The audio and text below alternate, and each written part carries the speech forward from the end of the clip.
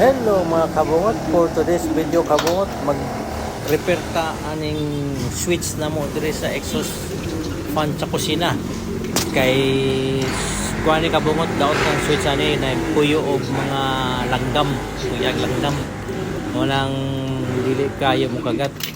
So kini gilista na ko ning bag-o kabungot nga switch niya kay sira man ang utility box, mao ning gipalit na ako sa TikTok ang utility box repair kit.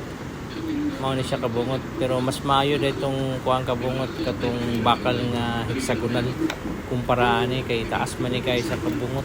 Naghang nga ko ang cover plate, so okay rin siya kabungot kay pwede man nabutangan og katubitang plastic molding sa kilid, pero wa pa na ako nabutang yung kabungot. So ako na nun ang i-iris ang bag-ong switch o testingan ng kabungot o okay na. So karon nagbutang na po ko sa taas nga bahagi kining repair kit nga utility box nga ginapalit ako sa TikTok o kana kabungot.